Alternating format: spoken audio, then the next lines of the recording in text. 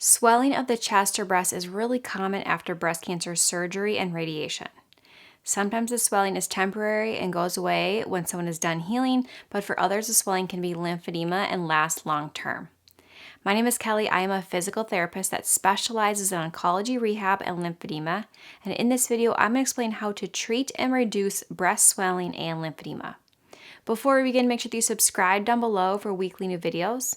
You can also join us on Instagram for more related content on breast cancer recovery, and you can check out our website for more resources. Now, there are 4 main treatment options to manage breast lymphedema, along with a handful of other methods, including kinesiology tape and deep breathing, but I'm going to go through a few in a moment. If you, however, are looking for more options and want to go more in depth on each of these and learn step-by-step techniques and guidance, then you're going to want to check out my breast cancer rehab program. I have a full program with video demonstrations and printable handouts that guide you through all aspects of rehab, from lowering your risk of breast cancer-related lymphedema to getting your shoulder motion back, reducing pain after treatment, all of the above. And I specifically have a section that I go in depth on breast lymphedema and swelling. I share these hands-on techniques and exercises in detail and in the same way I teach my patients in the clinic. So you can get access to the entire program, or you can choose the topics within recovery that you personally need help with. So for more information, head over to my website and I'll link the program directly in the description box down below or up above that you can check out. But now let's move on. So the first way to manage lymphedema in the breast and chest is with manual lymphatic drainage, or MLD. Lymphatic drainage can be done a few times a week or even every day. It is a massage-like technique to help move fluid in a specific sequence out of an area that is congested to the lymph nodes, which will then go back into the body towards the heart and then get out of that area that's congested. So it's done in a specific sequence. This is going to help improve someone's skin texture, and it can also help avoid infection, because if fluid's sitting in an area a long time, it can harden the tissue, thicken the tissue, and increase infection risk. So we want to move the fluid. Manual lymphatic drainage is a great way to do this for the chest and the breast. A certified lymphedema therapist can perform this on someone, but if someone has lymphedema long term, it's something that someone's going to need to learn to do at home on their own, that they can do routinely. So again, I have this in my program that someone can follow along with. I also have videos on my channel to check out as well.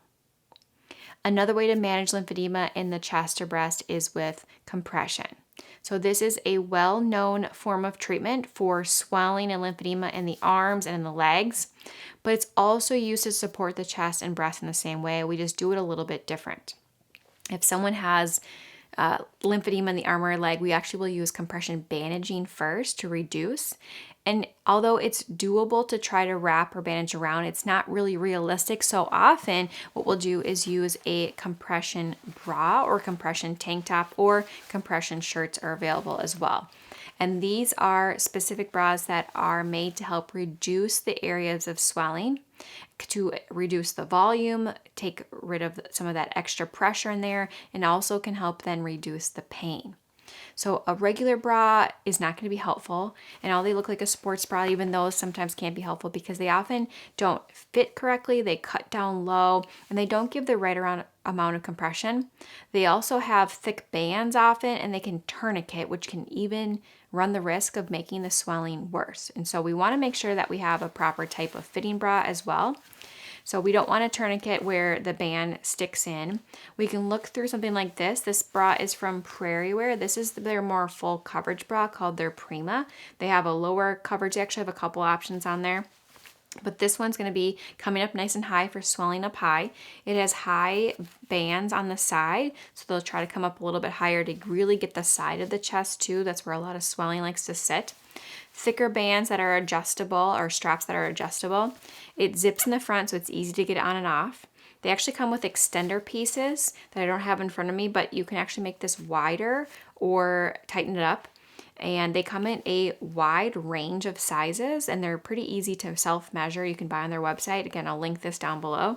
But this one also has removable cups. So this bra will lay flat if someone had a mastectomy or just flat chest, or it will have the cups if someone has any shape or reconstruction as well. So a lot of options, great bra. Another option that someone can use alongside of the bra is something like this. This is called a swell spot, or just inserts, swell pressure inserts. They come in, again, many shapes, sizes. This one's specifically for the breast that wraps around the side for support on the side as well. They have ones that are just on the side. They have round ones. They have small ones, various options. But this goes in the bra. It actually can fit in the pockets of the bra, or it can just go inside, and it gives extra compression to the chest wall to help with that swelling and edema. The other plus of this is that it has chipped foam inside, so it's comfortable against the body. It doesn't feel super tight. Actually makes it feel a little more comfortable than just a bra by itself. But the chipped foam can help soften any fibrosis. So fibrosis from radiation, we want to make sure the skin is safe and not too fragile to use. And then fibrosis from lymphedema, which is that thickening, hardening of that fluid or that tissue. And that can help soften that thickened, hardened tissue or fluid. And then that will help with fluid moving through more freely as well. So great option to help with the swelling, a little bit more compression for more stubborn or severe swelling, and then also soften from the lymphedema fibrosis. So I'll link options for these down below, the bras down below, but compression can be a really nice option to help manage swelling and lymphedema of the breast and chest. A third option to help manage breast and chest swelling and edema is with exercise.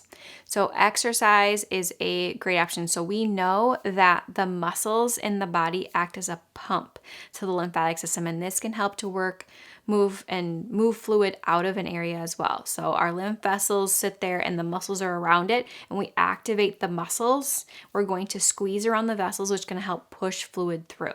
So gentle movement, gentle activity is going to help with that fluid stimulation. So exercise is best done when compression is worn to help be the most effective. So compression from the outside with the compression from the inside is going to be the most effective for lymphedema.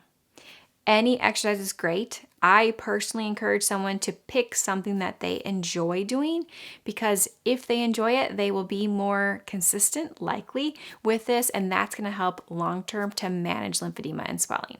But things like walking, swimming, biking, yoga, all great options. Again, finding something that someone likes to do. I do have some videos on my channel with exercises for swelling in this area. I have exercises on my program as well that someone can follow along with too.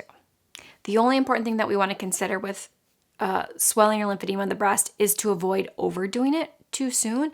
We don't want to try to cause more inflammation or more swelling to the area. So we don't want muscle soreness, and muscle soreness really is inflammation. So starting with 10 minutes or less, and then gradually building up a few minutes a week to the desired time. Or if someone's lifting weights, starting with no weight or maybe 1 pound, and then gradually adding 1 to 2 pounds a week. Same thing, starting slow and low, gradually building up. That can help minimize the risk of that muscle soreness and then more swelling.